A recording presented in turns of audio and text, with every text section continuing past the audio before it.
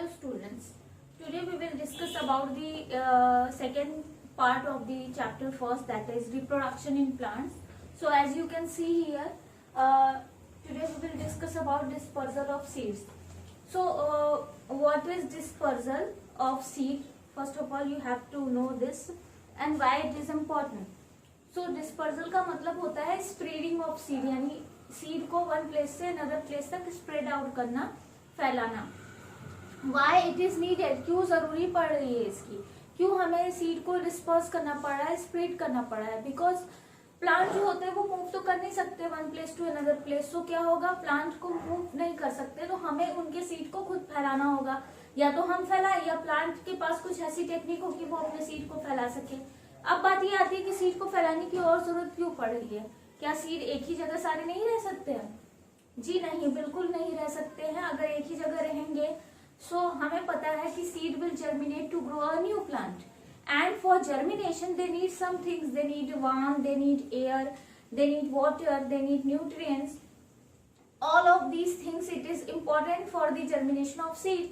And जब एक ही जगह पे सारे के सारे सीड गिर जाएंगे, ठीक है, सो क्या होगा, उसमें से सबको वो सारी चीजें जो जर्मिनेशन के लिए इम्पोर्टेंट है, like water, like air, like warm, nutrients, सब कुछ मिल नहीं पाएगा. जिसकी वजह से if you are talking about there are 100 seed, 100 है सीड और सब एक ही जगह से हैं, तो शायद उसमें से 10 या 20 सीड या 10 और 20 सीड्स ही जर्मिनेट होकर न्यू प्लांट बनाए ना. तो इस चीज को ऐसा ना हो कि उनमें न्यूट्रिएंट का बंटवारा अच्छे से ना हो पाए, नया प्लांट ग्रो ना हो पाए, सारे सीड जर्मिनेट हो और सभी तरह के प्लांट, सभी तरह के जो सीड हैं, यानी डिफरेंट डिफरेंट प्लांट के जो सीड है, वो जितने भी सीड प्रोड्यूस कर रहे हैं, मैक्सिमम प्रोबेबिलिटी हो या मैक्सिमम सीड जो है वो न्यू बेबी प्लांट को बनाए.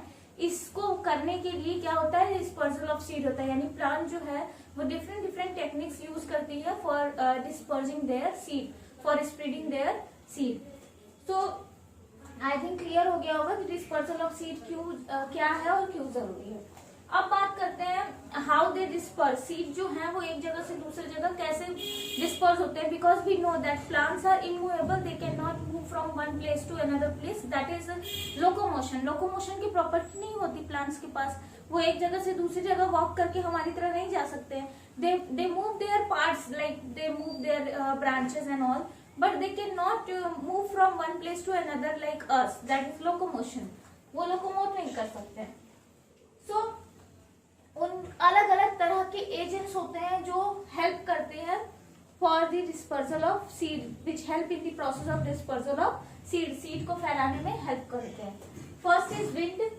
हवा भी है जो एक ऐसा मीडियम है जिसके थ्रू सीड डिस्पर्स होते हैं.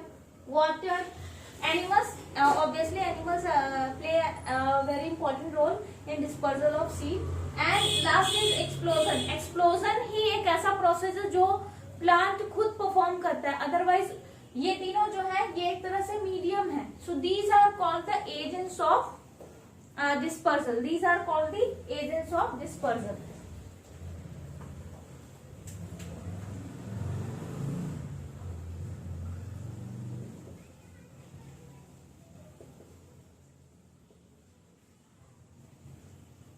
Agents of dispersal.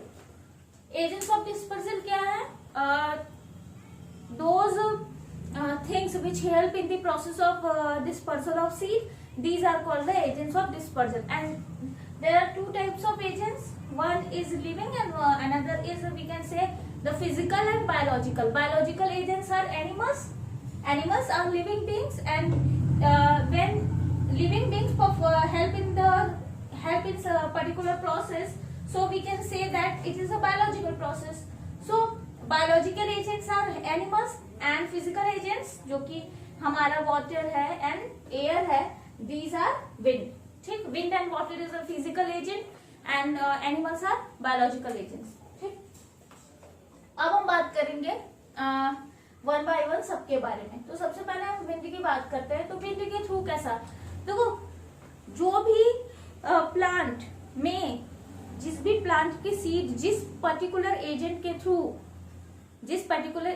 थ्रू उनके सीड डिस्पर्स होते हैं, उस सीड में या उस प्लांट के फ्रूट में वैसी प्रॉपर्टी होती है। अब खुद सोचो, हवा के जरिए, विंड के थ्रू, हवा के थ्रू उसी सीड को एक जगह से दूसरी जगह फैलाना है। तो अगर सीड बहुत बड़ा होगा साइज में, बहुत वेट होगा उसका, is it possible to move with air? क्योंकि हवा तो हमेशा, आंधी तो चलती नहीं है कि खूब भारी भारी वेट का सामान उड़ा ले जाए, ऐसा तो है नहीं। एक बेसिक मूविंग एयर होती है। तो उसके लिए क्या चाहिए कि हाँ, जो सीड है उसके पास कुछ प्रॉपर्टी होनी चाहिए। पहला कि सीड जो है वो लाइट वेट होना चाहिए। सीड क्या होना चाहिए? लाइट वेट होना चाहिए। क्या प्रॉपर्टी होनी चाहिए?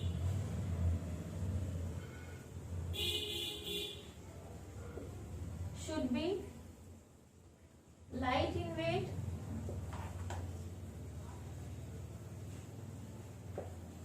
Seed should be light in weight, light weight होना चाहिए। एंड उसका स्ट्रक्चर कुछ ऐसा होना चाहिए कि वो इजिली मूव कर सके। Like it has feather like structure, it has hairs.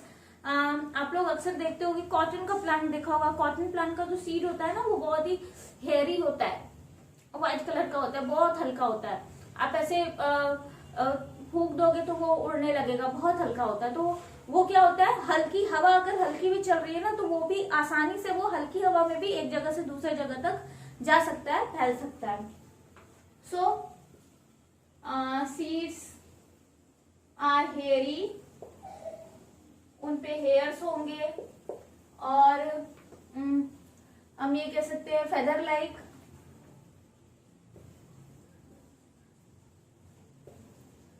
hairy or feather like. So they are lightweight, hairy or feather like, so that they can easily move by wind. हवा के साथ आसानी से move कर। ऐसा कहाँ कहाँ पर देखने को मिलता है जहां पर विंड के थ्रू सीड का डिस्पर्सल होता है? There are some examples like cotton, बहुत इजी है, याद कर लेना। हॉर्न बीन में भी आपको ये देखने को मिलता है, सीड्स जो है वो विंड के थ्रू डिस्पर्स होते हैं। चलो नेक्स्ट समझते हैं वाटर।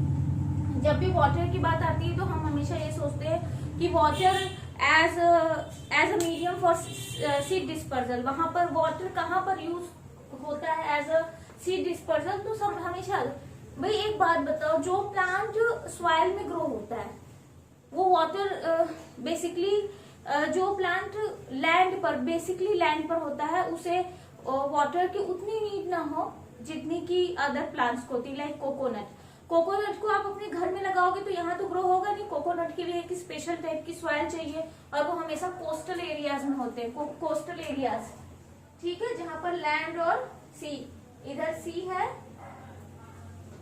और इधर क्या है, लैंड है। तो ये जो एरिया होता है ना, ये कोस्टल एरियाज, यहाँ पर डायरेक्ट वाटर का कनेक्शन होता है, ठीक है। सैंडी सॉइल होता है, सैंडी सॉइल होता है। इस इन्वायरमेंट में जो प्लांट ग्रो होते हैं वो हमारे कौन से होते हैं? कोकोनट होते हैं, ठीक। सो कोकोनट इस एरिया में ग्रो होता है। अब आप खुद सोचो, कोकोनट यहाँ होगा तो कोकोनट के जो फ्रूट हैं वो वाटर में आएंगे कि नहीं आएंगे? वाटर में। और फिर ये फ्रूट, कोकोनट आप सब खाते हो। हमारे यहाँ जो कोकोनट आता है, जो नारियल का गोला आता है, वो बेटा सूखा हुआ होता है। जब आप ग्रीन कोकोनट के देखोगे तो वो पूरा ग्रीन होता है। जब आप उसको, जब वो सूख जाता है तो आपको देखने को मिलता है कि ब्राउन फाइबर्स होते हैं। And fibres are thread like structure which are very light. और इसकी वजह से, क्योंकि कोकोनट फ्रूट के अंदर फाइबर होता है, you can see here, this is coconut, इसके अंदर ये फ्रूट है, ये हम लोग अंदर वाटर भरा रहता है, और ये व्हाइट वाला पोर्शन हम लोग ईट करते हैं, और ये जो ग्रीन और व्हाइट का पोर्शन होता है, यहाँ फाइबर्स होते हैं, ठीक है। ये फाइबर्स होते हैं जिनसे रोप बनाई जाती है, ठीक है। इन फाइबर्स का यूज किया जाता है रोप बनाने के लिए, ठीक। सो जब ये सूख जाते हैं तो ये ब्राउन कलर के होते हैं, जो आप इजिली देख पाते हो, ये फाइबर्स। जब ये ग्रीन कलर के होते हैं तो ऊपर ग्रीन कलर का पूरा दिखता है, आपको पता नहीं चलता कि अंदर फाइबर भी है। लेकिन जब ये ड्राई हो जाते हैं, सूख जाते हैं, तो अंदर हमको ब्राउन कलर का फाइबर देखने को मिलता है, जो कि आप नारियल का गोला प्रसाद वगैरह चढ़ाने के लिए घर में पूजा होती है तो आता है, तो आपको पता है। सो ये जो कोकोनट है, इस फाइबर क्या करता है, fibre makes the coconut fruit light in weight. वो लाइट कर देता है, जिसकी वजह से वाटर पे वो तैरता है, ठीक है। अब मान लो इधर सी है, ठीक, ये पूरा ओशन है, पूरा सी है, फ्रूट यहाँ से नीचे गिरा और क्योंकि ये लाइट वेट है तो पानी में तैरेगा और तैरते तैरते तैरते तैरते काफी दूर तक जाएगा। और जहां पर जाकर ये उसको कोई सुटेबल कंडीशन मिल गई, जहां पर जाकर ये किसी दूसरे एरिया पे कहीं पर भी हमको नहीं पता, जहां पर जाकर ये रुका और लैंड के पास गया तो फ्रूट के ऊपर की जिस दिन सारी कवरिंग हट जाएगी, सारे डिक्के हो जाएंगे, सब डेड हो जाएंगे ऊपर की कवर। जब सारी कवर हट जाएगी तो उसका सीड बचेगा और देन ये सीड क्या होगा, जर्मिनेट होगा और एक नया कोकोनट प्लांट बनाएगा। और आपको कहाँ देखने को मिलता है, इट मीन्स कि कोकोनट का फ्रूट हल्का होता है due to the presence of fibre. Fibre क्या करता है, फाइबर उसको ऐसा बनाता है कि वो वाटर में फ्लोट कर सके। ठीक है, सो जितने भी तरह के ऐसे प्लांट हैं जो किसी पर्टिकुलर एजेंट के थ्रू उनका सीड डिस्पर्स होता है, जो कि सब में देखने को मिलता है लगभग, तो वहां पर कुछ ना कुछ आपको स्पेशल कैरेक्टर, जैसे एयर वाले में देखा आपने कि सीड जो होते हैं वो लाइट वेट होंगे और उनके पास हेयर या कुछ फीदर लाइक स्ट्रक्चर होंगे ताकि वो हवा में मूव कर सके। वाटर में आपको क्या देखने को मिलेगा, वाटर में भी आपको देखने को मिलेगा कि ऐसे प्लांट्स के जो फ्रूट्स होते हैं या सीड होते हैं ये कुछ इस तरह से होते हैं कि वो वाटर के ऊपर तैर सके। जैसे कोकोनट में क्या होता है, कोकोनट फ्रूट के अंदर फाइबर्स होते हैं जिससे वो वाटर पे तैर सकता है। वैसे ही लोटस का जो सीड होता है उसके अंदर क्या होता है, लोटस के सीड्स बहुत स्पॉन्जी होते हैं, उसमें छोटे छोटे पोर्स होते हैं जिसकी वजह से ऐसे छोटे छोटे पोर्स होंगे जिसकी वजह से एयर जो होता है वो आर पार जाता रहता है। और एयर होने की वजह से पोर्स होता है तो एयर होता है और एयर की वजह से वो लाइट हो जाते हैं वेट में और वो वाटर पे तैरते हैं। सो ये भी एक जगह से दूसरी जगह मूव कर जाते हैं आसानी से वाटर में। और नॉर्मली आपको वाटर के थ्रू सीड जर्मिनेशन वहां देखने को मिलेगा जो प्लांट्स या तो वाटर में ग्रो करते हैं, like aquatic plants are those plants which grow in water.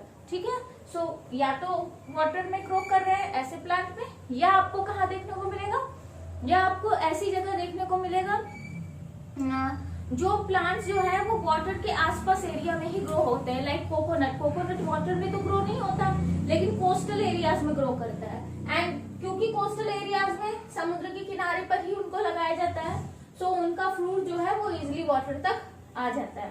ठीक, सो इस तरह। अब ये तो नहीं हो सकता ना कि आपने घर के अंदर रोज प्लांट लगाया और रोज प्लांट का सीड उड़ते उड़ते समुद्र में गया और कहा कि लो यहाँ से डिस्पर्स होंगे, ऐसा तो होता नहीं है। Jokes apart. ठीक, चलिए अब देखते हैं एनिमल्स। तो देखो एनिमल्स बहुत सारे तरीके से हेल्प करते हैं in the dispersal of seed. कैसे कैसे, कुछ एनिमल्स क्या करते हैं, सीड फ्रूट्स को खाते हैं। ठीक है, आपने बहुत सारे ऐसे एनिमल्स को देखा होगा जो प्लांट पर आराम से बैठ जाते हैं, फ्रूट्स को ईट करते हैं और उनके सीड्स को, जैसे हम लोग सीड को बाहर थ्रो आउट कर देते हैं, फेंक देते हैं, उनको खाते नहीं है, वैसे वो भी सीड को, बंदर को देखना कभी खाता है और ऐसे करके फेंकता है वो सीड को। सो वो जहां पर भी फेंकते हैं, ईट करके फेंक देते हैं, जिस भी जगह पर वो सीड गिरता है सॉइल में, उसको अगर इन्वायरमेंट सही मिला, यानी उसको क्या क्या चीजें चाहिए, वार्म चाहिए, एयर चाहिए, वाटर चाहिए, न्यूट्रिएंट चाहिए, ये सारी चीजें अगर उसको मिली तो वो सीड क्या करेगा, जर्मिनेट होगा और नया प्लांट बना देगा। कई बार आप ऐसा देखते हो कि आपके आसपास आप किसी प्लांट को ग्रो नहीं करते हो लेकिन वो अपने आप ग्रो हो जाता है। तो अरे ये प्लांट तो मैंने लगाया नहीं था, कैसे, क्यों? कभी रोड पे जाते हो तो कुछ प्लांट ऐसे होते हैं जो ग्रो हो जाते हैं, आप ग्रो किए नहीं रहते लेकिन ग्रो हो जाते हैं। सो उनके सीड जो होते हैं ना वो किसी न किसी एनिमल के थ्रू, हवा के थ्रू, बेसिकली हवा के थ्रू या एनिमल्स के थ्रू जो ईट किया और वही एनिमल्स चलते चलते ईट कर रहे हैं और थूक दिया उन्होंने। ठीक है, सो वो सीड वहीं गिर गया, इन्वायरमेंट अच्छा मिला, सीड को जर्मिनेट कर गया, नया प्लांट ग्रो हो गया। ठीक है, तो ये प्रोसेस होता है। जैसे कि मैंगोज में, ब्लैकबेरीज में, oranges and there are many trees जहां पर एनिमल्स के थ्रू सीड डिस्पर्सल होता है। और क्या होता है, कभी कभी ऐसा भी होता है कि कुछ सीड्स जो होते हैं ना उनमें हुक्स लाइक होते हैं, दे आर लाइक दैट, उनमें कुछ इस तरह से स्ट्रक्चर होते हैं कि वो एनिमल की बॉडी में चिपक जाते हैं। ठीक है, हुक की तरह टंग जाते हैं, या उनमें स्पाइन्स होते हैं, कांटे जैसे स्ट्रक्चर होते हैं, लाइक दैट, कुछ स्पाइन्स जैसे स्ट्रक्चर होते हैं। तो वो क्या करेंगे, एनिमल अगर थोड़ा पास से गया प्लांट से, या प्लांट को ईट करने गया, बकरी वगैरह देखो ईट करती है प्लांट्स को। सो क्या होता है, उनकी बॉडी पे वो चिपक जाते हैं, फिर वो जो कोट है वो किसी और जगह जाएगी ईट करने, है ऐसे मूव कर रही है, दौड़ी है, तो बाई चांस वो सीड गिरकर जहां भी गिरा वहां पर अगर उसको अच्छी इन्वायरमेंट कंडीशन मिल गई तो वहां जर्मिनेट करके वो नया प्लांट ग्रो कर देगा। सो ये एक मेथड भी होता है। Now talk about the explosion. Explosion actually में किसी एजेंट की जरूरत नहीं होती, ये आपको देखने को मिलता है कहाँ पर, पीज में, ग्राम में, बीन्स में, यानी कि मटर, चना, इन सब प्लांट्स में होता है। अब इनको थोड़ा समझ लो, जो पीज होते हैं, ग्राम होते हैं, बीन्स होते हैं, आप देखोगे इन प्लांट्स को तो ये कुछ इस तरीके से होते हैं।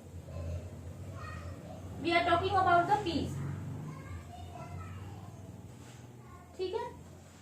तो पीस की जब आप बात करोगे, मटर की जब बात करोगे, पी प्लांट की, तो इट इज लाइक दैट, ठीक है। जब ग्रीन स्ट्रक्चर होता है एंड हम लोग उसको ओपन करते हैं, अंदर हमको छोटे छोटे जो स्ट्रक्चर, सर्कुलर स्ट्रक्चर देखते हैं, that are the seed of peas plant, ठीक है। सो ये जो आउटर स्ट्रक्चर, ग्रीनिश स्ट्रक्चर दिखता है, इसको हम बोलते हैं पॉड, ठीक है। So there are many pods in a particular plant, बहुत सारे पॉड्स होते हैं जिसके अंदर छोटे छोटे सर्कुलर स्ट्रक्चर होते हैं जिनको हम लोग ईट करते हैं, that is the seed of the P plant. ये जो अंदर सर्कुलर, इसको बोलते हैं पी, जिसको हम लोग ईट करते हैं, that is the seed, seed होता है ये। सो अब क्या होता है, बहुत सारे पी के जो पॉट्स होते हैं, यानी पी प्लांट होते हैं, बहुत सारे तो हम निकाल लेते हैं क्योंकि हम ईट करते हैं, लेकिन बहुत टाइम ऐसा होता है कि जो पॉट होता है वो सूख जाता है, और जब वो सूख जाता है ना तो वो अपने आप एक्सप्लोड करता है, यानी कि वो फट जाता है, अपने आप फट जाता है। और जब वो फटते हैं तो जो दाने हैं, यानी जो सीड्स हैं, वो तेजी से बाहर की तरफ निकलते हैं ना। जैसे मैंने बलून ले लो, बलून को जब तेजी से बर्स्ट करता है, फटता है, एक्सप्लोजन होता है, तो क्या होता है, सारा जो एयर होता है वो बहुत तेजी से, स्पीड से आता है। कभी कभी हम फुलाते हैं ना, लग जाता है चोट, जस्ट लाइक दैट बहुत तेजी से वो बाहर निकलते हैं। और जब वो बाहर निकलते हैं तो तेजी से निकले, स्पीड ज्यादा है तो वो दूर तक जाते हैं, और जहां पर जाते हैं वहां जाके वो जर्मिनेट होते हैं और नया प्लांट ग्रो होता है। So this is all about the dispersal of seeds. अब हम लोग थोड़ी और बात कर लेते हैं। Not talking about the plants which are growing from other parts also. अभी मैंने फर्स्ट वीडियो में आपको पढ़ाया था कि जो प्लांट्स होते हैं वो बेसिकली सीड के थ्रू डिस्पर्स होते हैं, because seed has the embryo, seed has ability to grow a new plant, and seed के थ्रू जब न्यू प्लांट ग्रो होता है, सीड का जो फॉर्मेशन होता है उसको हम बोलते हैं सेक्सुअल रिप्रोडक्शन। बट साथ के साथ एक और चीज बताई थी, vegetative propagation in case of plant. Vegetative propagation का मतलब है जब सीड को छोड़ के, यानी कि प्लांट के फ्लावर को छोड़ के किसी भी अदर प्लांट पार्ट के थ्रू अगर नया प्लांट ग्रो होता है तो हम उसको बोलते हैं vegetative propagation. So actually it is a type of vegetative propagation. New plants from other parts of the plant, यानी फ्लावर यानी सीड को छोड़ के अगर हम किसी अदर प्लांट से करते हैं प्लांट को ग्रो, तो उसको हम बोलते हैं वेजिटेटिव प्रोपेगेशन। बेसिकली अगर हम बात करें तो maximum plant grow from the seed, maximum plant grow from the seed, and there are some plants which actually होता क्या है, कुछ प्लांट्स ऐसे होते हैं, there are some which prefer this type of process also, which prefer the new formation of new plant or growing of new plant by stem, by root and leaves also। और हम लोग basically देखते क्या है कि हम लोग इन्हीं मेथड्स का यूज करके ज्यादातर नया प्लांट ग्रो करते हैं, क्योंकि ये इजी होते हैं हमारे लिए। जैसे कि हम बात करेंगे, सो अभी इसको याद रखना कि ये जितने भी हैं वेजिटेटिव प्रोपेगेशन के अंडर आते हैं। फर्स्ट बात करेंगे स्टेम। ज्यादातर बच्चे अभी ये समझते हैं ना कि potato is a root. No, जो भी चीजें जमीन के अंदर, सॉइल के अंदर ग्रो होती हैं, इसका मतलब ये नहीं कि सभी रूट ही हो। There are some underground stem also, there are some underground stem.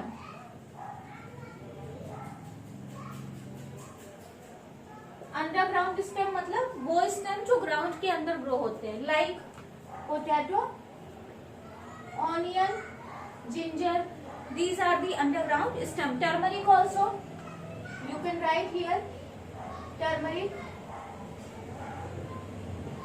also। So these are the plants which grow from their stem. So potato is also a type of stem. Money plant, you can see many of those have money plant at your home.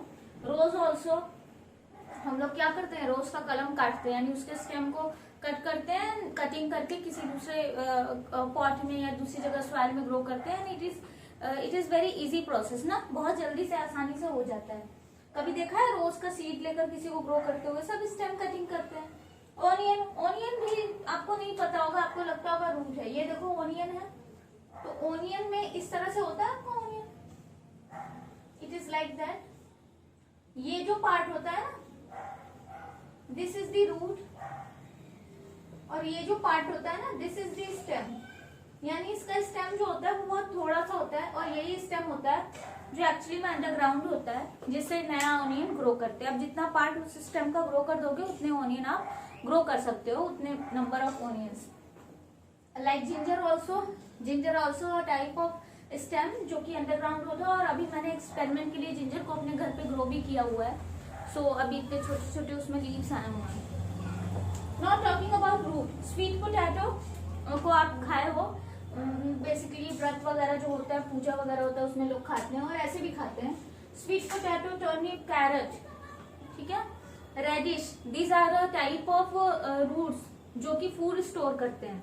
And we eat these roots because they are healthy, क्योंकि उनमें stored food होता है plant का, और ये healthy होते हैं, बहुत सारा न्यूट्रिशन होता है. That's why we eat those roots also. And roots के थ्रू इनको ग्रो किया जाता है. ठीक, नेक्स्ट बात करते हैं लीव्स. देखो लीव्स के थ्रू जो ग्रोइंग होती है वो बहुत रेयर होती है, ज्यादा नहीं होती. कुछ कुछ प्लांट्स में, begonia, bryophyllum, streptocarpus, these are some plants जहां पर आपको लीव्स के थ्रू नए प्लांट ग्रो करने को देखने को मिलेंगे. जैसे आप देखोगे, ब्रायोफिलम का एग्जांपल लेते हैं. It is like that. Bryophyllum की लीव्स ऐसी बड़ी बड़ी सी लीव्स होती हैं. क्या होता है, इनके मार्जिन्स पर छोटी छोटी लीव्स ग्रो होने लगती है. लीव्स पर ही लीव्स ग्रो होने लगती हैं. इनकी मार्जिन्स पर, यानी ये जो किनारे हैं ना, इन पर छोटी छोटी लीव्स ग्रो होने लगती है. और लीव्स के साथ साथ इनमें रूट्स भी ग्रो होने लगते हैं. Like that. And there are many जिनके घर पे ये होगा, और ये बहुत तेजी से फैलता है. बहुत सारे लोगों के घर पे ये होगा, बहुत तेजी से फैलता है. You can see here, it is like that. ठीक है, इस तरह का ये लीव होता है. बहुत सारे बच्चों ने इसे देखा होगा. This is called bryophyllum. And क्या होता है, ये जो लीव्स होते हैं, जो ग्रो होते हैं, इनको हम बोलते हैं बड. क्या बोलते हैं? बड. क्योंकि लीव पर ग्रो हो रहा है, इसलिए इसको बोलते हैं leaf bud. And this leaf bud जब ये डिटैच हो जाता है, यानी कि ये निकल कर गिर जाता है नीचे, और अगर जमीन में सॉइल में गिरता है ये, तो ये क्या करेगा, इसके पास खुद अपने रूट है, सॉइल को ये पकड़ लेगा रूट, और फिर ये वापस से एक नया प्लांट ग्रो कर देगा. सो it is a very easy process जो कि वेजिटेटिव प्रोपेगेशन के अंतर्गत आता है. इनके अंदर में आता है स्टेम, रूट एंड लीव्स. आपकी क्लास इतनी नहीं है कि आपको इतना पढ़ना हो, आप थोड़ा थोड़ा इसको याद कर लेना. ठीक है, चलो आगे पढ़ते हैं. Now talking about some crops and how they grow, what they need for proper production. Okay, so चलो क्रॉप्स की बात कर लेते हैं. तो क्रॉप्स हम किसको बोलते हैं? वाई हम सारे प्लांट्स को क्रॉप नहीं बोलते. Why we are not taking crop word for all plants. क्यों नहीं लेते? क्रॉप का मतलब होता है कि वो कोई पर्टिकुलर प्लांट जो काफी लार्ज स्केल पे ग्रो किया जाता है, लार्ज फील्ड में, लार्ज एरिया में ग्रो किया जाता है एट टाइम, उस क्रॉप के लिए, उस प्लांट के लिए हम क्रॉप वर्ड यूज करते हैं. ओके, सो क्रॉप का मतलब समझ में आ गया होगा. क्रॉप का मतलब है जब हम किसी प्लांट को लार्ज स्केल पे, लार्ज एरिया में ग्रो करते हैं, then we are using the word crop. तब हम क्रॉप वर्ड यूज करते हैं. ठीक, अब हम बात करते हैं एग्रीकल्चर. एग्रीकल्चर एक ऐसा सिस्टम हम कह सकते हैं, एक ऐसा पार्ट है हमारा, हमारे कंट्री का. हमारा कंट्री बेसिकली एग्रीकल्चर पे बेस्ड है, जो कि जिसके बिना आई थिंक हमारा कंट्री की कंडीशन बहुत खराब हो जाएगी, एवरी कंट्री की. क्योंकि अगर एग्रीकल्चर नहीं होगा तो आपका पेट नहीं भरेगा, और एनर्जी नहीं मिलेगी तो फिर तो कोई मतलब ही नहीं है आपके पास कितना भी मनी हो. So talking about agriculture, growing plants agriculture. किसी भी प्लांट को लार्ज स्केल पे ग्रो करने को हम बोलते हैं एग्रीकल्चर, और जो प्लांट लार्ज स्केल पे ग्रो होता है उसको हम बोलते हैं क्रॉप। किसी प्लांट को लार्ज स्केल पर ग्रो करने को हम एग्रीकल्चर बोलते हैं, और जो क्रॉप ग्रो किया जाता है, जो प्लांट ग्रो किया जाता है उसको हम क्रॉप बोलते हैं। ठीक, अब हम एग्रीकल्चर की बात कर ही रहे हैं, क्रॉप्स की बात कर रहे हैं, तो अब बात करेंगे हम कि ये जो क्रॉप्स हम ग्रो करते हैं, भाई एक दो क्रॉप हमने लगाया, एक दो प्लांट अगर पॉट में लगाया तो हमें कुछ न्यूट्रिशन तो भाई चाहिए ही, जैसे हमें अपनी बॉडी को चलाने के लिए न्यूट्रिशन चाहिए, just like that plant also need nutrition. So how we provide them such nutrients और न्यूट्रिशन। सो ये हम कैसे प्रोवाइड करते हैं? By using manure and fertiliser. अब मैन्योर एंड फर्टिलाइजर क्या होता है, पहले मैन्योर को समझो। मैन्योर जो होता है वो नेचुरली प्रिपेयर्ड होता है, जैसे कि कोई प्लांट है उसकी लीफ जो है वो सूख कर गिर गई, येलो हो गई ना, डेड हो गई और गिर गई वो सॉइल में, तो क्या होता है, हमें कुछ करना नहीं होता। आप 15-20 दिन बाद जाओगे तो देखोगे वो लीफ ऑलरेडी जो है वो पूरी तरीके से डीके होकर सॉइल में मिक्स हो गई, because there are many micro organism which present in soil and they decay the leaf. So जो मैन्योर होता है वो बेसिकली हम कैसे प्रिपेयर करते हैं, we can prepare it also, और अगर वो अपने आप बन रहा है तो हम उसको ह्यूमस बोलेंगे, जो कि हम सॉइल वाले चैप्टर में पढ़ेंगे ह्यूमस को। एंड अगर हम बना रहे हैं तो what we have to do is, हम लोग क्या करें कि हमारे पास मान लो गार्डन में आए दिन बहुत सारे लीव्स जो होते हैं वो सूख कर गिरते रहते हैं, हम उन लीव्स को ले लें, हमारे किचन में जो वेजिटेबल्स का पील निकलता है उसको ले लेते हैं, एंड काऊ डंग ना, काऊ का जो डक है यानी काऊ का जो एक्सक्रीटा है उसको ले लेते हैं, और उसको एक या तो आप सॉइल्स में कुछ एरिया डिग कर लो, ठीक है, सॉइल में कुछ एरिया डिग कर लो, और डिग करके कुछ इतना गड्ढा निकाल लो, और उसमें क्या करो, काऊ डंग, देन सूखी leaves, dry leaves and all the vegetables जो कि हमारे किचन से निकलता है एज अ वेजिटेबल पील, वो, then again cow dung and dry leaves, and ये मिक्स करके थोड़ा सा इसमें वाटर भर के इसको ढक दो। तो आप लगभग 1 महीने बाद जाओगे देखोगे तो आप देखोगे ये पूरा का पूरा सड़ कर एक तरह से एक प्रॉपर खाद, जिसको बोलते हैं ना हिंदी में खाद, तो एक प्रॉपर नेचुरली प्रिपेयर, ये जो प्रिपेयर होगा इसको हम बोलते हैं मैन्योर। और ये मैन्योर जो होता है इसमें लगभग सारे न्यूट्रिएंट्स होते हैं जो प्लांट को चाहिए, बट ये न्यूट्रिएंट्स बहुत ज्यादा अमाउंट में नहीं होते, सभी का थोड़ा थोड़ा अमाउंट होता है। मीन्स आपको मैन्योर जो है वो नेचुरली प्रिपेयर होता है, इसमें कोई डिफरेंट टाइप का केमिकल या कुछ भी हार्मफुल चीज नहीं होती है, बहुत अच्छा होता है, गुड होता है प्लांट के लिए। सो हम मैन्योर को क्या करें, अब इसको हम यहाँ से निकालें और सॉइल में हम मिक्स कर दें मैन्योर को। सो ये बहुत अच्छा होता है। फर्टिलाइजर क्या होता है, फर्टिलाइजर इस तरह से नहीं बनाया जाता, हमें पता होता है बिकॉज वी साइंस जो है वो बहुत ज्यादा आगे बढ़ चुका है, दैट वी नो दैट कि कौन सा न्यूट्रिएंट प्लांट को चाहिए।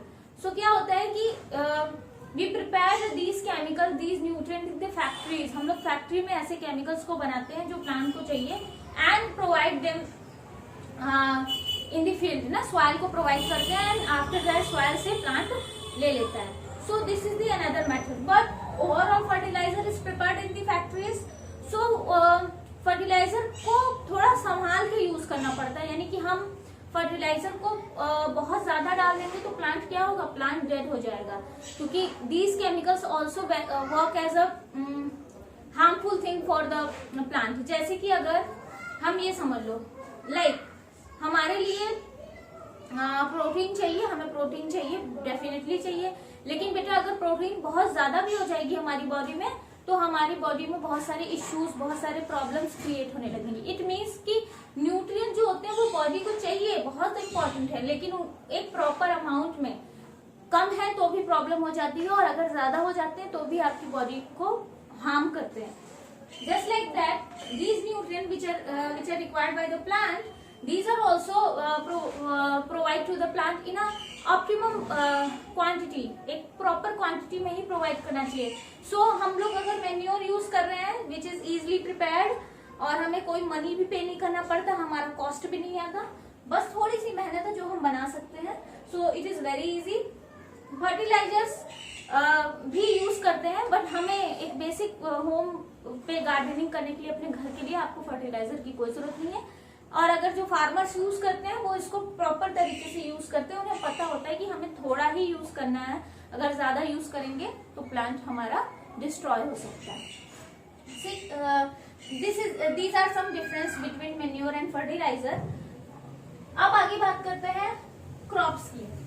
सो क्रॉप्स जो है ना, अदर टाइप्स ऑफ क्रॉप भी है, बट हम मेन 2 पढ़ेंगे।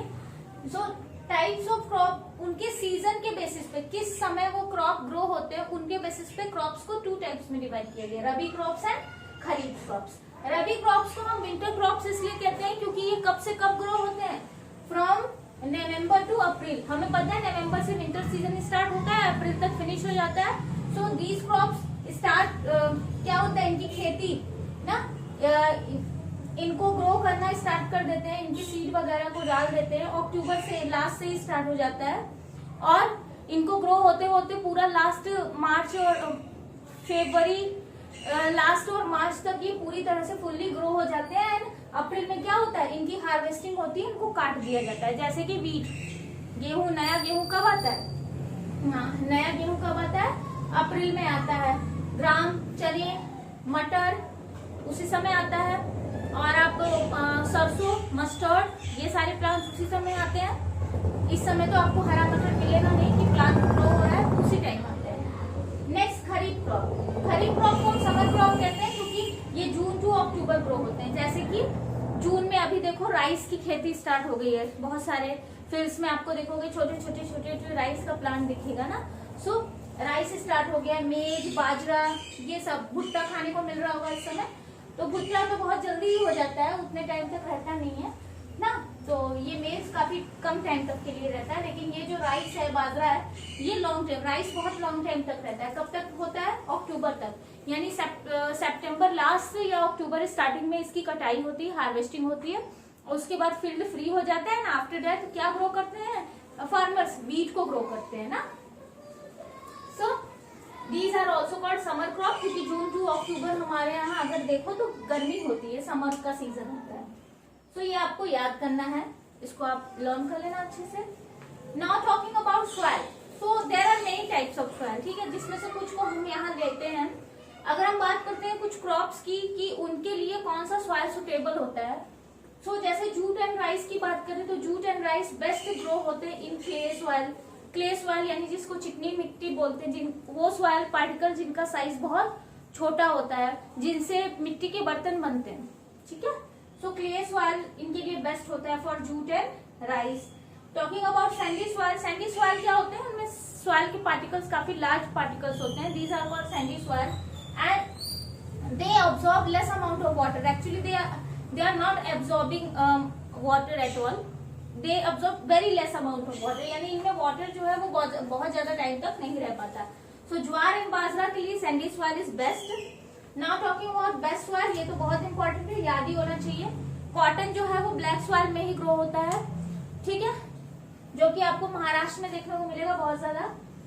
Soil of coastal areas, coastal areas के जो सॉइल होते हैं वो sandy and some other type of soil का मिक्सचर होता है, जहां पर आप देखते हो कोकोनट प्लांट ग्रो होते हैं। So these soils are best for coconut plant. तो different texture of soil, different types of soil are important for the different types of crop.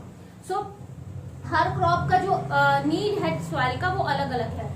Her crop को आप हर तरह के सॉइल में ग्रो नहीं कर सकते कि रेड सॉइल में आपने क्रॉप ग्रो कर दिया, ब्लैक सॉइल में भी सारे क्रॉप को ग्रो कर दिया, ऐसा नहीं है।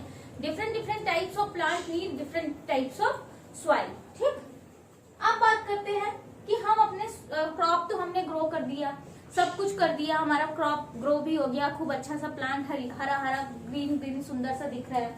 बट आप देखते हो कि क्रॉप को ईट करने वाले बहुत सारे एनिमल्स होते हैं, बहुत सारे माइक्रो ऑर्गेनिज्म होते हैं जो हमारे प्लांट्स को हार्म कर देते हैं। और मैंने बताया माइक्रो ऑर्गेनिज्म को तो हम आंख से देख भी नहीं सकते कि उनको किल कर सके।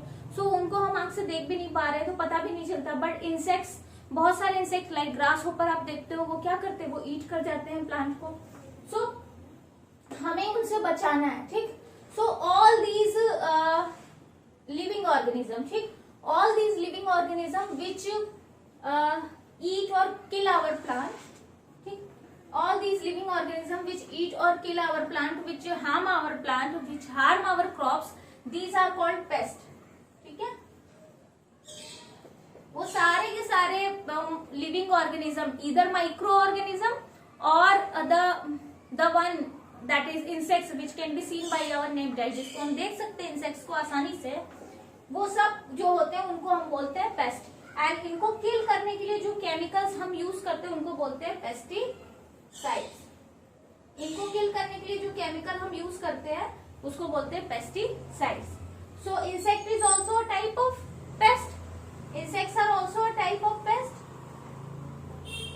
Insects are also a type of pest, and when we are using a pesticide for especially for insect, then such pesticides are called insecticides. Such pesticides are called insecticides. When we are using a special type of pesticide especially for the insects, such pesticides are known as insecticide. So insecticide is also a type of pesticide which is used to kill the insects. और mainly insect से ही खतरा होता है, but अभी now अ days हमको पता चल गया है कि there are many variety of micro organism which also harm our plant. So different types of pesticides are used for those also ना. सो इनका हम यूज करके प्रॉपर अमाउंट में, यहाँ पर भी हमको ये ध्यान रखना है बहुत ज्यादा यूज नहीं करना है, क्योंकि ये भी केमिकल्स हैं, हार्मफुल होते हैं, तो ये हमारे प्लांट को भी हार्म कर सकते हैं. तो हमको एक प्रॉपर अमाउंट में इनकी स्प्रेइंग करनी है. स्प्रिंकल करते थोड़ा थोड़ा हम स्प्रे करते हैं. आपको देखना है तो आप देखो कि फार्मर्स जो होते हैं वो लिक्विड में मिक्स करके ऐसे स्प्रे करते रहते हैं. पीठ पर आपके कोई सिलेंडर वगैरह भरा होता है, उसमें पेस्टिसाइड को वाटर में मिक्स करके हल्का हल्का स्प्रे करते रहते हैं. ठीक है, बहुत ज्यादा अमाउंट में नहीं डालना होता है. सो स्प्रेइंग से क्या होगा, पेस्टिसाइड का यूज करने से क्या होगा, सारे जो इसमें पेस्ट हैं वो मर जाएंगे और इससे हमारा क्रॉप जो होगा वो प्रोटेक्टेड होगा. चलो, तो ये बात समझ में आ गई होगी. अगर हमको क्रॉप को प्रोटेक्ट करना है तो ये तो चीजें करनी होंगी. साथ के साथ हमको क्या करना होगा, टाइम पे मेन्योर एंड फर्टिलाइजर देना होगा. और जो हम सीड सो कर रहे हैं, हमको सीड को सो करने से पहले चेक करना होगा कि सीड जो है कहीं वो हार्मफुल तो नहीं है, कहीं वो डिजीज तो नहीं है. सीड ही तो हमने खराब ग्रो नहीं कर दिया. सीड खराब ग्रो करोगे, सीड जो है वो डिजीज ग्रो करोगे तो डिजीज प्लांट होगा. तो ये भी आपको बहुत ध्यान देना है. यानी आपको शुरुआत से ही ध्यान देना है, लास्ट तक आपको ऐसा सीड ग्रो करना है जिसके अंदर ज्यादा एबिलिटी हो डिजीज से लड़ने की. ठीक है, ऐसे प्लांट को ग्रो करोगे तो पेस्टिसाइड की कम जरूरत पड़ेगी या जरूरत ही नहीं पड़ेगी. तो अगर आप ध्यान दोगे अपने प्लांट की तो पेस्टिसाइड की जरूरत ही नहीं पड़ेगी. ठीक है, तो ये चैप्टर फिनिश हो गया.